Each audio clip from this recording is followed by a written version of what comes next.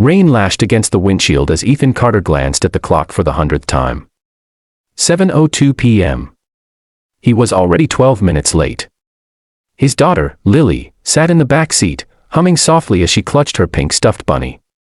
Ethan's hands gripped the steering wheel tighter. He couldn't believe he was doing this, a blind date. After 3 years of raising Lily alone, dating was the last thing on his mind. But his best friend Ben had insisted. "She's smart, grounded, and kind," Ben had said. "You deserve someone who makes you forget the pain." Ethan wasn't sure he believed in that anymore. Not after losing Lily's mom in that car accident.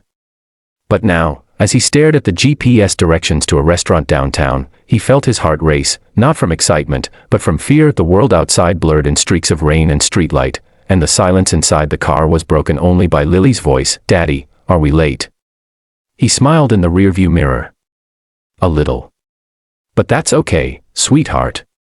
Some things are worth being late for." Lily tilted her head, thinking. "Like pancakes?" Ethan chuckled. "Exactly like pancakes." When they arrived, the parking lot was nearly empty. Ethan parked hurriedly and unbuckled Lily's seatbelt. "All right, you stay with Mrs. Parker next door, okay? Daddy won't be long." But Lily's face fell instantly. "I don't want to stay with Mrs. Parker. She smells like old soup." "Lily," Ethan sighed. "Daddy just needs 1 hour, okay? Then ice cream, I promise." She crossed her little arms stubbornly. "I'm going with you."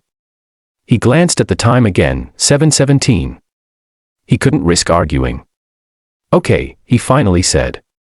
"But you have to promise to be my little lady and sit quietly." Lily nodded, proud. "Deal." When they entered the restaurant, Ethan scanned the tables nervously. Then he saw her, Amelia Rhodes, the CEO of Rhodes Enterprises. She was strikingly elegant in a navy blue dress, her hair swept neatly behind her shoulders. Her posture was sharp, confident, and yet, her eyes looked tired, as if they carried the weight of 1,000 late nights. She looked up from her phone when Ethan approached, slightly breathless and holding Lily's hand. "Miss Rhodes." She raised an eyebrow. "Ethan Carter, I presume." Her tone was polite but distant, professional, like she was conducting an interview. Ethan awkwardly shook her hand, muttering, "Sorry, traffic was worse than usual." Her gaze fell to Lily. "And this must be your assistant." Lily giggled. "I'm his daughter, silly." For the first time, Amelia's lips curved slightly. "I see. Well, Miss Daughter, you're very brave to join a business dinner." "It's not business," Lily corrected, looking up innocently. "Daddy said this is a blind date." Ethan's ears burned. "Lily," Amelia chuckled softly, surprising herself. "Honest, I see. I like that." As the evening went on, something unexpected happened. The stiffness faded. Ethan found himself laughing, telling Amelia about Lily's bedtime stories and her obsession with pancakes. Amelia shared how she'd built her company from scratch, working nights while her friends went out. But behind her success, there was loneliness too, a quiet emptiness she never spoke of. At one point, Lily leaned toward Amelia and whispered something that made her freeze. Her eyes shimmered suddenly, and she looked away. Ethan frowned. "Lily, what did you say?" Lily smiled innocently. "Nothing, Daddy." But Amelia blinked back tears and murmured, "Excuse me for a moment," before heading to the restroom. Ethan watched her go, confused. Lily was doodling on a napkin. "Sweetheart, what did you tell her?" Lily shrugged. "Just the truth. That sometimes, when Mommy visits me in my dreams, she says Daddy shouldn't be alone. That he should find someone with sad eyes and make them smile again." Ethan froze, his heart twisting. When Amelia returned, her composure was gone. She looked human. Vulnerable. "Your daughter," she said softly, "is very perceptive." Ethan nodded, unsure what to say. Amelia hesitated, then added quietly, "I lost someone too. 2 years ago. My fiancé. It's been hard to feel again." The silence that followed wasn't awkward. It was healing. Two broken souls realizing they weren't alone in their grief. That night, when they left the restaurant, Lily yawned, holding Amelia's hand. "You have pretty eyes," she said. Not sad anymore.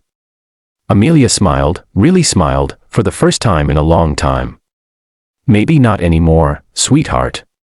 Weeks passed. Coffee dates turned into evening walks. Amelia began visiting Ethan's house on Sundays, bringing muffins that always ended up half-eaten by Lily.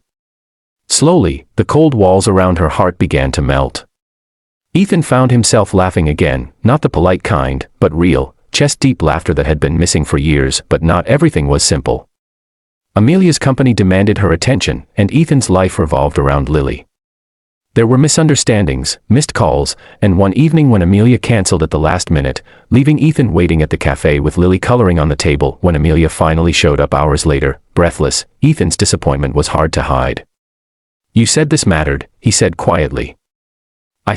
I'm sorry," Amelia interrupted, her voice breaking. "I'm not good at this, feelings, people, love. I'm terrified of losing it again." Ethan looked at her long and hard. "You're not the only one scared." That night they didn't talk much. But the next morning, Ethan woke to a text, "Amelia, can I see Lily today?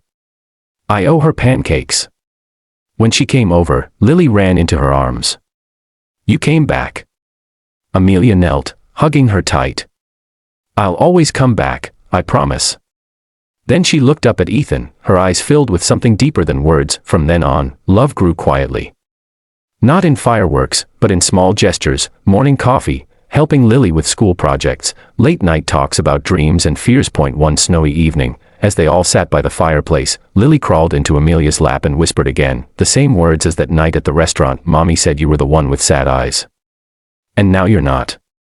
Amelia's eyes filled again, but this time, the tears were warm. She looked at Ethan, who reached for her hand. "I think your daughter knows more than both of us," he said softly, and in that moment, surrounded by the quiet crackle of the fire, all three of them smiled, the kind of smile that only comes after long nights and lonely years. A smile that said, the pain was real, but so was the healing. Sometimes, the people who are late to love are the ones who need it the most. And sometimes, all it takes is a child's whisper to remind you that second chances aren't accidents, they're miracles in disguise.